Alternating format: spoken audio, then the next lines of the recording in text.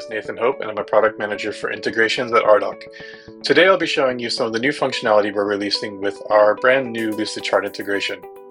So to get started, one of the first and simplest way to connect Lucidchart with Ardoq is to simply go to your component page, and we've added a new menu icon here that says Link to Lucidchart Document. So if I click on that, I can now find the Lucidchart document that I would like to actually connect to this component. In this case, I'm looking for a document called US East. And by selecting that document, I've now linked it to that component within Ardoq. So what we have here is an actual live version of that document. It's not just a static copy that won't be updated. Anytime this document is updated on the Lucidchart side, it will also be reflected in Ardoq. And from here, I can also add this to an Ardoq presentation as well. So we can embed this document in any of our Ardoq presentations. So that's the first piece of functionality that we've added here, and the easiest way to kind of get started. The second thing that we've added is the ability to export Lucidchart documents from viewpoints. So if you've curated a data set in Ardoq as a viewpoint, what we can do next is go to Save As and then Lucidchart Document. And what this is going to do is give you the ability to actually open this up in Lucidchart, and now you have those same components and references, but they're in a movable state, so we can then do collaboration, editing, any sort of target state modeling, etc. From here, you can also see that we have a link here back to that viewpoint. So if for any reason you want to go back to that original curated data set that you created for that viewpoint, you can follow this link back to that. Next, what we'd like to show is how we actually get this data back into Ardoq. So I've already created another copy of this document here, and I've added a new component here called New Server, and I've added a reference here called Is Supported By. So if I go into the Lucidchart importer, which we can access from the integrations page here, I'll click on this. And again, we'll have that same Lucidchart document where when we click it, we'll have access to all of our personal documents from our Lucidchart account. So these are the most recent documents that I've worked on, and I want to choose that document where I've created a new reference and a new component called New Server. So next what we'll do is we'll choose the workspaces that are relevant to these particular components. In this case, we know that we're working with infrastructure components. So we'll choose the infrastructure workspace, and we'll choose applications. And the reason why we want to do this is we want to be able to make sure that we're actually assigning the correct component types and the correct reference types when we import this back in. So next, if I click Analyze, what's going to happen is we're actually calling the Lucidchart API, and we're bringing back the data layer of this particular document, but we're also doing a second AI visual analysis of the document as well, and passing that through an LLM. And what that does is it gives us the ability to kind of infer what these new items that we've added are and what they represent. So in this case, now we see a tab called Components and a tab called References. The components, as you can see, we have the server components, and then we also have the application components. And if you see here at the bottom, we have this new component called New Server. So compared to the initial viewpoint that we created here, we've added that new component called New Server, and we've connected it to that Active Directory component. So now if I look at that, I can see, okay, we have our new component, and we'll check our references as well. So on the References tab, we can see that we have the existing references as well as the new one. So we see Active Directory is now supported by New Server. So from there, we can import that into a new scenario, and we can see the difference between the mainline data and your changes that have been made in the Lucidchart document. But now what I would like to show is what's actually coming up in the beta version of this importer, because we can do a bit better than this in terms of, maybe you shouldn't need to go in and select your workspaces preemptively. And the reason why we're able to do that is because we've embedded some metadata in these shapes when they were exported from Ardoq. So if I go into my development environment, I'll go ahead and select that same exact document.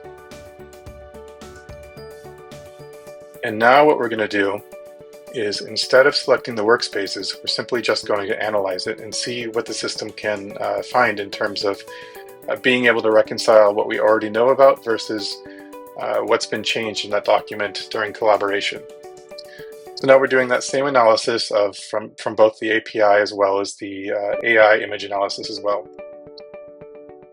The difference between this and the last import we did was we now see that this list of components has blue check marks and the type dropdown has been grayed out and is no longer changeable. You'll also notice that we actually loaded that infrastructure workspace and that applications workspace automatically. And so what's happened here is now we've actually figured out that we already know about these components. We know which workspaces they live in. We know what the types are. So we've already kind of figured out that these are things that already exist. And if we hit Analyze again, we're now going to look for the new things that have been added that we don't know about. And in future updates, what's going to happen is this will not be in two steps. It'll be in a single analysis where you have the existing things as well as the new things. But in this particular beta build, we have it in two separate steps. So now that I've analyzed it again, we see that we have our new server and it's a type server. And this is really cool because we didn't actually tell it anything about this new component. It just sort of figured out that this represents a server. And again, if we go over to our references, we can see that we have the blue check marks indicating that Ardoq already knows that these things are referenced between each other. It knows that this particular application is supported by these particular server nodes. But now we have our new one, so we need to verify that our Active Directory is supported by new server. And that's correct if we look at our source document here. So next what we can do is, now that we have our document with our new changes done to it, we can import to scenario. And now we see we have one new component to create and one reference to create and one workspace to create. And that's correct because we see that we added one new component and we added one new reference. So let's import that into a scenario. Okay, now we have our scenario. And now you can see that the work that was done on that Lucidchart document, sorry, this one over here, it's been created as a Ardoq component. So now we see Active Directory is supported by new server, and that's the data that we've just imported back into Ardoq. And if we go into here, we can actually see, load our legend here, we can see that this has been added. So now we see what was previously existing, what we already knew about in your component repository. We now see that this has been a new addition to that. So this doesn't exist in your mainline data. And so this is really nice because now you can start to track the progress of your current state versus your target state. And if you want to go back to see, again, just as my mainline data here, you see this is things that exist in your mainline data repository. New server, it doesn't exist there yet. So that's why this view is really useful in the sense that you can see the difference between where you're at and where you're going. So that's how the importer works with Ardoq scenarios. And beyond that, there's quite a bit of flexibility in what we can do with this importer. So we're not limited strictly to just block diagram type documents from Lucidchart. The last thing I want to show is that we're not necessarily limited to just these sort of block diagram type documents. It's certainly been optimized to work best with that type of document, or things that have been exported out from Ardoq originally, just because it contains that metadata that's helpful for us reconciling where it should belong, the types, things like that. But we can get pretty creative with it. So one of several different types of examples of what we can do here is I just have a example of a whiteboard drawing here. And so in this case, this is more of a type of meta model drawing. These don't necessarily represent the types of components that we would import into Ardoq, but it's just sort of an example of what we can do. So I'll just go ahead and load that up. I'll click Analyze.